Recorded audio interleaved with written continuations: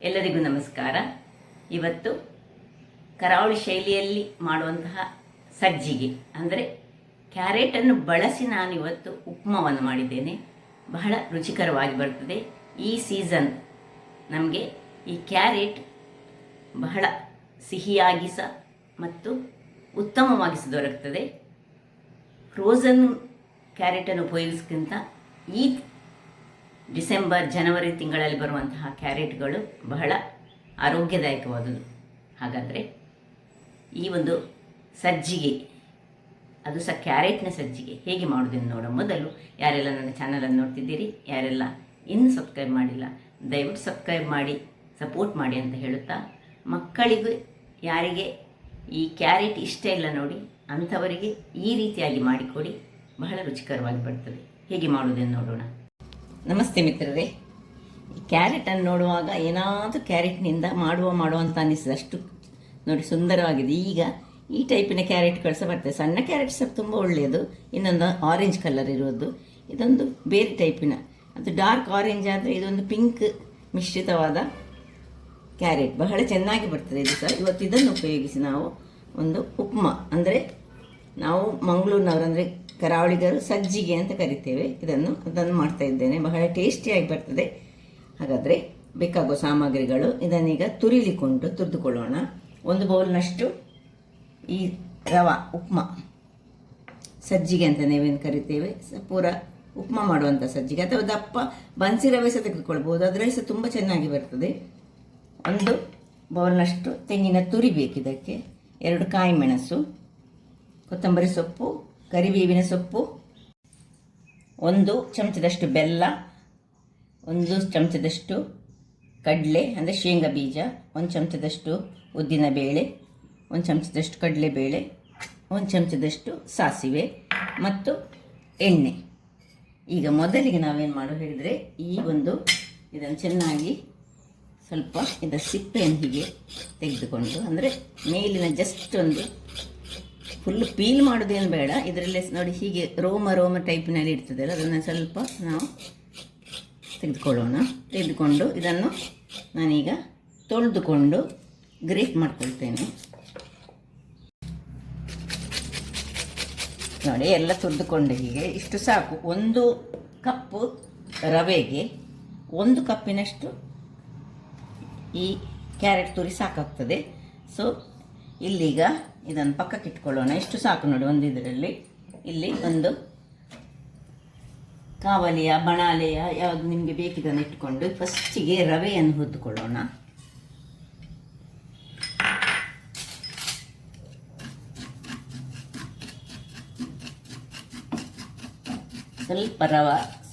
ಸ್ವಲ್ಪ ಘಮ ಬರುವ ತನಕ ಹುರಿದುಕೊಳ್ತಿದ್ದೇನೆ ನಾನು ರವೆಯನ್ನು.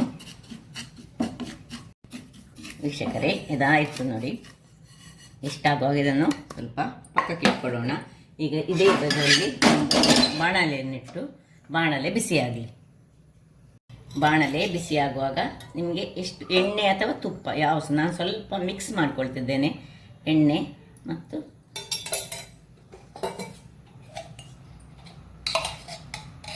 ಒಂದು ಚಮಚದಷ್ಟು ತುಪ್ಪ ಈಗ ಹಾಕ್ಕೊಳ್ತಿದ್ದೇನೆ.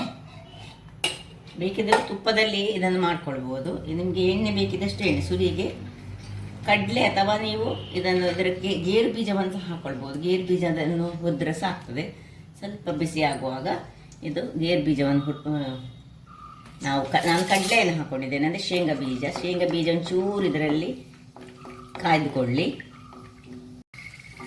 ನೋಡಿ, ಕಡಲೆ ಇದರಲ್ಲಿ ಸ್ವಲ್ಪ ಒಡಿಲಿಕ್ಕೆ ಬರುವಾಗ ನೋಡಿ, ಒಂದೊಂದು ಕಡಲೆ ಒಡಿಲಿಕ್ಕೆ ಶುರುವಾಯಿತು. ಸ್ವಲ್ಪ ಜಾಗ್ರತೆ ಇರಬೇಕು ಕಡಲೆಯನ್ನು ಎಣ್ಣೆಯಲ್ಲಿ ಹಾಕುವಾಗ. ನಾವು ಕರಾವಳಿಗರು ಕಡಲೆ ಕರೆಯೋದು, ಅದು ಆ್ಯಕ್ಚುಲಿ ಶೇಂಗಾ ಬೀಜ ಅಂತ ಉಳಿದವರು ಹೇಳ್ತಾರೆ, ನಾವು ಕಡಲೆ ಹೇಳೋದು ಅದಕ್ಕೆ. ಸೊ ಇಲ್ಲಿ ಕಡಲೆಬೇಳೆ, ಉದ್ದಿನ ಬೇಳೆ ಇಷ್ಟನ್ನು ಹಾಕ್ಕೊಳ್ತಿದ್ದೇನೆ. ಚೂರು ಕಲರ್ ಚೇಂಜ್ ಆಗಲಿ. ಸ್ವಲ್ಪ ಕಲರ್ ಚೇಂಜ್ ಆಯಿತು. ಈಗ ಕರಿಬೇವಿನ ಸೊಪ್ಪು, ಸಾಸಿವೆ, ಉರಿ ಹದ ಇರಲಿ. ಆ್ಯಸ್ ಯೂಶ್ವಲ್ ನಾವು ಮಾಡೋ ಹಾಗೆ. ಇನ್ನು ಮೆಣಸು, ಇನ್ನು ನೋಡಿ ಹೀಗೆ ಉದ್ದುದ್ದಕ್ಕೆ ಸ್ವಲ್ಪ ಹೆಚ್ಚಿಟ್ಟಂಥ ನೀರುಳ್ಳಿ, ಇದು ಆಪ್ಷನಲ್, ಬೇಕಿದ್ರೆ ಮಾತ್ರ ಹಾಕ್ಕೊಳ್ಬೋದು, ಬೇಡದಿದ್ದರೆ ಸ್ಕಿಪ್ ಮಾಡ್ಕೊಳ್ಬೋದು. ಹಾಕಿದರೆ ಪರಿಮಳ ಬರ್ತದೆ. ಸ್ವಲ್ಪ ತುಂಬ ದೊಡ್ಡದಾಗಿ ಹೆಚ್ಚಿಕೊಳ್ಬೇಡಿ, ಹದಾದಲ್ಲಿ ಹೆಚ್ಚಿಕೊಳ್ಳಿ, ಅಥವಾ ಚಾಪ್ ಮಾಡಿದರೆ ಸಹ ನಡೀತದೆ. ಇದು ಸ್ವಲ್ಪ ಈ ನೀರುಳ್ಳಿಯ ಕಲರ್ ಚೂರು ಚೇಂಜ್ ಆಗಬೇಕು, ಅಷ್ಟು ತನಕ ಹುರಿಕೊಳ್ಳೋಣ. ಸ್ವಲ್ಪ ಟ್ರಾನ್ಸ್ಪರೆಂಟ್ ಆಗುವಾಗ ಇಲ್ಲಿ ನಾನು ಏನು ಹೆಚ್ಚಿಟ್ಟುಕೊಂಡಿದ್ದೇನೆ ಇದನ್ನು ಹಾಕೊಳ್ತಿದ್ದೇನೆ. ಎಣ್ಣೆಯಲ್ಲಿ ಸ್ವಲ್ಪ ಇದನ್ನು ಸಹ ಹುರಿದುಕೊಳ್ಳೋಣ, ಇದರ ಹಸಿ ವಾಸನೆ ಹೋಗಬೇಕು. ಕ್ಯಾರೆಟ್ನ ಹಸಿ ವಾಸನೆ ಇದ್ದರೆ ನನಗೆ ಈ ಉಪ್ಪು ಅಷ್ಟೊಂದು ಚೆನ್ನಾಗಿ ಬರೋದಿಲ್ಲ. ಅದಕ್ಕೆ ತುಪ್ಪದಲ್ಲಿ ಮಾಡಿದರೆ ಇನ್ನೂ ಸಹ ಬಹಳ ಚೆನ್ನಾಗಿ ಬರ್ತದೆ, ಕ್ಯಾರೆಟ್ ಹಲ್ಲೋದಾಗೆ ಆಗ್ತದೆ ನನಗೆ. ಸೊ ಸ್ವಲ್ಪ ಇದರಲ್ಲಿ ಹುರಿದುಕೊಳ್ಳೋಣ ಹಸಿ ವಾಸನೆ ಹೋಗುವವರೆಗೆ. ಆಯಿತು ನೋಡಿ, ಇಷ್ಟ ಆಗುವಾಗ ಇದಕ್ಕೆ ಸ್ವಲ್ಪ ಉಪ್ಪು, ರುಚಿಗೆ ತಕ್ಕಷ್ಟು ಉಪ್ಪು. ನೋಡಿ ಕ್ಯಾರೆಟ್ ತುಂಬ ಸಿಹಿ ಇದ್ದರೆ ಬೆಲ್ಲ ಹಾಕ್ಕೊಳ್ಬೇಕಂತ ಸಹ ಇಲ್ಲ, ಬೆಲ್ಲ ಬೇಡದವರಲ್ಲಿ ಸ್ಕಿಪ್ ಮಾಡ್ಬೋದು. ಸ್ವಲ್ಪ ಸಿಹಿ ಇಷ್ಟಪಡುವವರು ಸ್ವಲ್ಪ ಹಾಕ್ಕೊಳ್ಬೇಕಿದ್ರೆ. ಇನ್ನು ತೆಂಗಿನ ತುರಿ ಇಷ್ಟನ್ನು ಹಾಕಿ, ಯಾವ ಲೋಟದಲ್ಲಿ ನಾವು ಸಜ್ಜಿಗೆ ತೆಗೆದುಕೊಂಡಿದ್ದೇವೆ ಅದರಲ್ಲಿ 4 ಪಟ್ಟಿನಷ್ಟು ನೀರನ್ನು ಹಾಕೊಳ್ಳೋಣ. ಈಗ ಉರಿಯನ್ನು ಸ್ವಲ್ಪ ದೊಡ್ಡದು ಮಾಡಿಕೊಳ್ಳೋಣ. 3, 4 ಸ್ವಲ್ಪ ತಿರುಗಿಸಿಕೊಂಡು ಮುಚ್ಚಳವನ್ನು ಮುಚ್ಚಿಕೊಳ್ಳೋಣ. ವೀಕ್ಷಕರೇ, ಇಲ್ಲಿ ನೋಡಿ ಒಳ್ಳೆ ಕುದೀತಾ ಬರ್ತಾ ಉಂಟು. ಸಾಕು, ಇಷ್ಟು ಕುದಿಯುವಾಗ ನಾವು ಫ್ರೈ ಮಾಡಿ ಇಟ್ಟುಕೊಂಡಿದ್ದೇವೆ, ಇದರಲ್ಲಿ ನಂದೊಂದು ಕೆಲವು ಸಾಸಿವೆ ಬಿದ್ದಿದೆ, ಹಾಗಾಗಿ ಒಂದೊಂದು ಕಪ್ಪು ಕಾಣ್ಬೋದು ನಿಮಗೆ, ಅದು ಸಾಸಿವೆ. ನಿಧಾನಕ್ಕೆ ಇದನ್ನು ಹೀಗೆ ಹಾಕ್ಕೊಂಡು ಕೂಡಲೇ ಕೈ ಆಡಿಸ್ಕೊಳ್ಬೇಕು. ಕೈ ಆಡಿಸ್ಕೊಂಡು ಹೀಗೆ ಸ್ವಲ್ಪ ತಿರುಗಿಸ್ತಾ ಇರಬೇಕು, ಇಲ್ಲದಿದ್ದರೆ ಈ ನಡುವಲ್ಲಿ ಸ್ವಲ್ಪ ತುಪ್ಪ ಹಾಕ್ಕೊಳ್ಬೇಕು.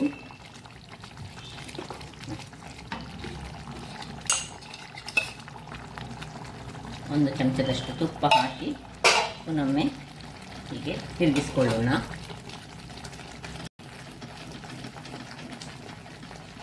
ಹೀಗೆ ಕೈಯಾಡಿಸ್ತಾನೇ ಇಟ್ಕೊಳ್ಬೇಕು. ಇದಕ್ಕೆ ಗೇರು ಬೀಜ ಹಾಕಿದರೆ ಇನ್ನೂ ತುಂಬ ರುಚಿಯಾಗಿ ಬರ್ತದೆ. ಸೊ ಗೇರು ಬೀಜ ಹಾಕೋರು ಗೇರು ಬೀಜ ಹಾಕ್ಕೊಳ್ಬೋದು. ಹೀಗೆ ಕಂಟಿನ್ಯೂಸ್ ಆಗಲಿ ಸ್ವಲ್ಪ ದಪ್ಪ ಆಗುವ ತನಕ ನಾವು ಹೇಗೆ ಸಜ್ಜಿಗೆ ನಾವು ಮಾಡ್ತೇವೆ, ಉಪ್ಮಾ ಹೇಗೆ ಮಾಡ್ತೇವೆ ಅದೇ ರೀತಿ ಮಾಡ್ಕೊಳ್ಳೋದು. ಬಟ್ ಕ್ಯಾರೆಟ್ ಹಾಕಿದರೆ ಬಹಳ ರುಚಿ ಸಹ ಬರ್ತದೆ, ಅದರೊಟ್ಟಿಗೆ ಆರೋಗ್ಯಕ್ಕೆ ಸಹ ಬಹಳ ಉತ್ತಮ. ಈಗ ಸ್ವಲ್ಪ ಕೊಚ್ಚಿಟ್ಟಂತಹ ಕೊತ್ತಂಬರಿ ಸೊಪ್ಪನ್ನು ಸಹ ಹಾಕೊಳ್ಳೋಣ ಅದಕ್ಕೆ. ಆಯಿತು, ಉಪ್ಮಾ ರೆಡಿ ಆಯಿತು. ತುಂಬ ಗಟ್ಟಿಯಾಗಲಿಕ್ಕೆ ಬಿಡೋದು ಬೇಡ, ಅದಕ್ಕೋಸ್ಕರ ನಾವು ಎಷ್ಟು ನಾವು ತೆಗೆದುಕೊಂಡಿದ್ದೇವೆ ಸಜ್ಜಿಗೆ ಅದರದ್ದು 4 ಪಾಲಿನಷ್ಟು ನೀರು ಹಾಕಿದರೆ ಬಹಳ ಉತ್ತಮ. ಇದು ಒಳ್ಳೆ ಬೆಂದುಕೊಂಡು ಒಳ್ಳೆ ಸ್ಮೂತಾಗಿ ಆಗ್ತದೆ. ಕಾಣ್ಬೋದಲ್ಲ ನಿಮಗೆ, ನೀರಿನ ಪ್ರಮಾಣ ಒಂದು ಕರೆಕ್ಟಾಗಿ ನಾವು ಹಾಕ್ಕೊಳ್ಬೇಕು, ಆಗ ಒಳ್ಳೆ ಸ್ಮೂತಾದ ಉಪ್ಮಾ ರೆಡಿ ಆಗ್ತದೆ. ಅದು ಸಹ ಕ್ಯಾರೆಟ್ನ ಉಪ್ಮಾ ಮಾಡಿದ್ದೇನೆ ನಾನಿವತ್ತು. ಆಯಿತು, ಇನ್ನು ಆಫ್ ಮಾಡ್ಕೊಳ್ಳೋಣ. ಇನ್ನು ಸರ್ವಿಂಗ್ ಟೈಮ್. ವೀಕ್ಷಕರೇ, ಸರ್ವ್ ಮಾಡೋಣ. ನೋಡಿ ಎಷ್ಟು ಸ್ಮೂತಾದ ಒಂದು ರುಚಿಕರವಾದ ಕ್ಯಾರೆಟ್ನಿಂದ ಮಾಡಿದಂತಹ ಉಪ್ಮಾ ರೆಡಿಯಾಗಿದೆ. ಸೊ ಈ ಎಣ್ಣೆ ಸಹ ಹಾಗೆ, ತುಪ್ಪ ಸಹ ಹಾಗೆ ನಾವು ಸ್ವಲ್ಪ ಇದಕ್ಕೆ ಜಾಸ್ತಿ ಹಾಕ್ಕೊಂಡ್ರೆ ಬಹಳ ಚೆನ್ನಾಗಿ ಬರ್ತದೆ.